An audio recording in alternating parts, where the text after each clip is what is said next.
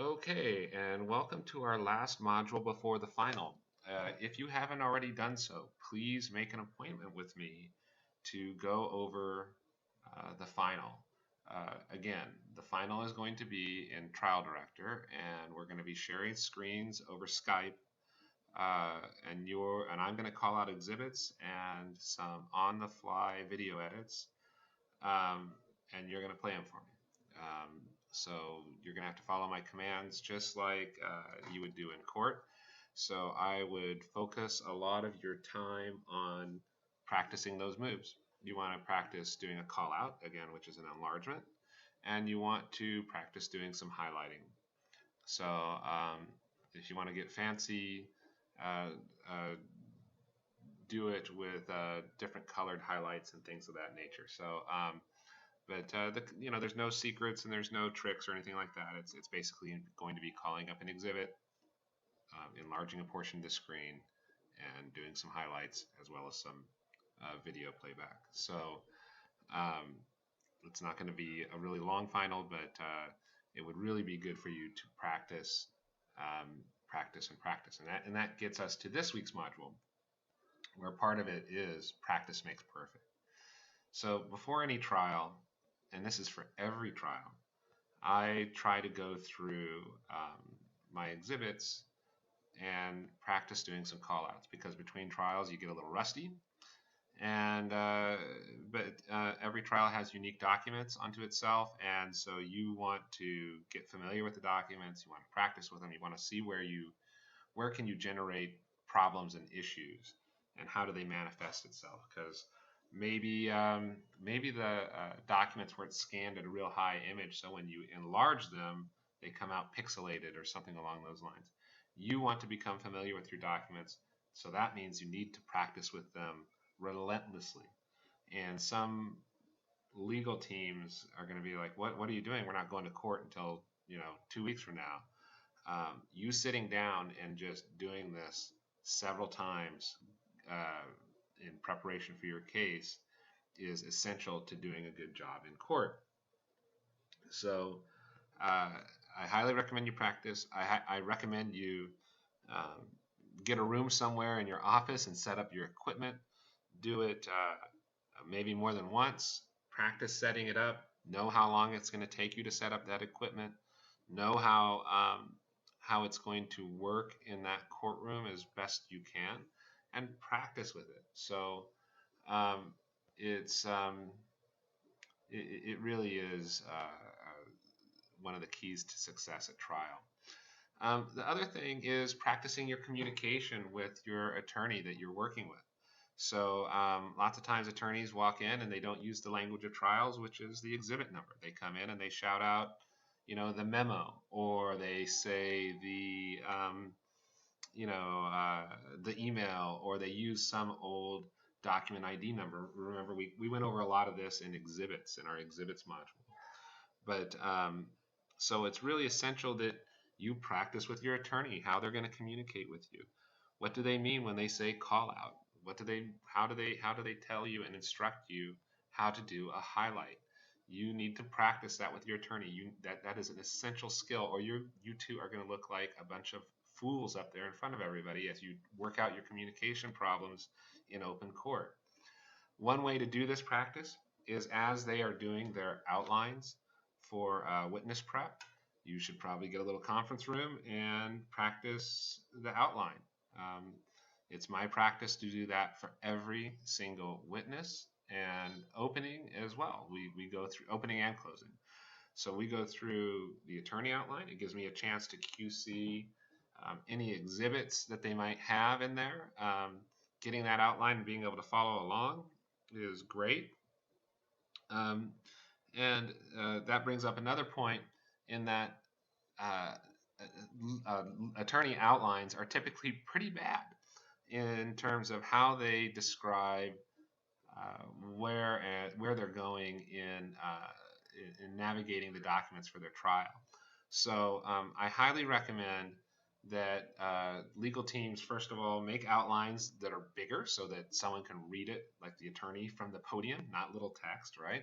So make big fonts for your recommend that your attorneys do like a 14 or a 16 point font. Maybe maybe 12 for some eagle eyes out there, but big enough to see from the podium so they can read. Second, the recommendation is that when they're describing a call out from a document, that they provide some sort of descriptive language as to where that document is. And what I mean by that is, if we were talking about one of the pages from this document, in the outline, maybe it should say in the middle of the page, on the right side, there is a area called document management. Can you call out that section and highlight where it says document management? Too often what they have is a really complicated document with, just, filled with text. And they'll pick out some line in the middle of that page that you've never seen these documents, you've never read them. And they'll say, can you call out the sentence that reads, whatever it is, but they'll say call out the sentence, and you're sitting there reading the document trying to find that location. So one of the just absolute necessities is for them to provide a roadmap for any call out they have, and getting them practiced and practicing yourself in being able to describe where the document call out is coming from. It's good, and not only does it help the tech, more importantly, it helps the attorney, jury, and the other decision makers like the judge know where to go. And if they know where to go, they can follow you along, and your arguments are going to be better. So practice those communication issues. Problems. We had discussed, with problems, you need to have some backups and all of that kind of thing. But many people are afraid to say anything in open court. But I would say if it's going to make your attorney, if there's some problem that's occurring that's going to make your attorney look bad, or they're expecting something, to come up on screen, it's not going to come up. It's usually, I would say, even if the court says it's not okay, it's usually okay for the tech to say something like, I'm sorry, Mr. Smith, we don't have that exhibit. You're going to want to move to the document camera. Or you probably wouldn't even describe it. You would just say something like, Mr. Smith, we need to use the document camera for that exhibit. And essential to that is just remaining calm during that process. There was a guy I worked with one time, and if there was a problem, he would panic. And so it would be a flurry of papers at his desk. You'd see him just stressed out, and papers would be flying at his desk as he's trying to resolve the issue. Issues occur, and you need to have practiced what to do in case of an exhibit, in case maybe the exhibit got corrupt in transmission or something like that, or there's a problem with your software, and you need to just move to the document camera, and the attorney should know moving to the document camera might be code for you're having a problem. So don't be afraid to move to the document camera. Speaking of the document camera, still one of my favorite ways to present exhibits. I wouldn't use the document camera for 100 exhibits in a row. I wouldn't use Trial Director for hundreds of exhibits in a row. It's nice to mix it up, and it provides a kind of air of interactivity that you don't get with Trial Director. I'm talking about the document camera here, because when an attorney whips out a paper document and puts it on that document camera, it looks so spur of the moment. It might be a planned out moment, but it looks spur of the moment. And attorneys should use their hands and colored markers and all of those kinds of things to help illustrate what's going on in the document camera. It's an interesting thing for the jury to watch. So, don't get fooled into people thinking you got to always use the highest tech. Mixing it up keeps people interested. Having 300 slides in a row, not a good idea. 300 images displayed on screen in a row, not a good idea. Breaking those up into boards, document camera, and trial presentation, now that's a little bit more interesting. So keep that in mind as you progress with your trial tech careers. And last, I'm going to talk about winging it. So maybe you're going to be going into smaller law firms as you're starting and you don't have the budget to buy all the equipment and all that kind of stuff, or you have some smaller arbitration. Well, you can always, one kind of effective way to do trial presentation on the cheap is to connect your laptop using extended mode. Again, um, you know, in display settings, set up. Remember, you can duplicate the displays, you can extend the displays, and that gives you a working screen on one and a display screen on two. So what you could do is, you know, have all your data open over here. No one would know.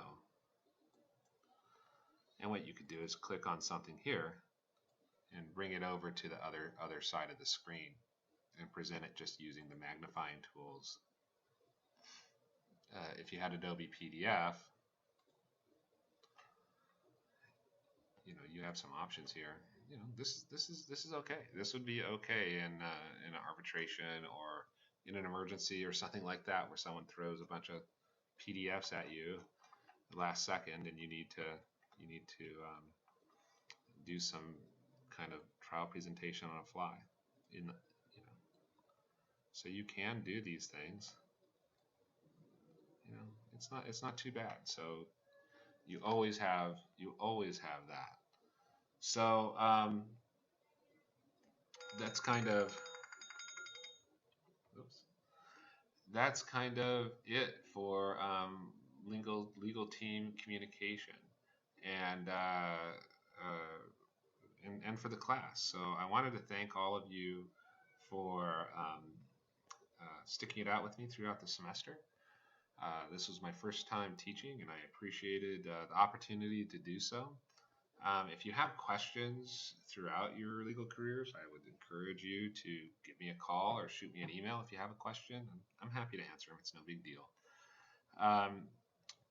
Last, remember that final. We need to, um, you need to schedule a time with me, and please, please, please practice, practice your call outs and make sure that everything's in the system from the sample case. We're going to be using the sample case. So QC it. Please have Skype on your computer installed and ready to go. And let's get a time and close out this class for the semester. Thank you so much. And again, if you have any questions, email or call me. Thank you.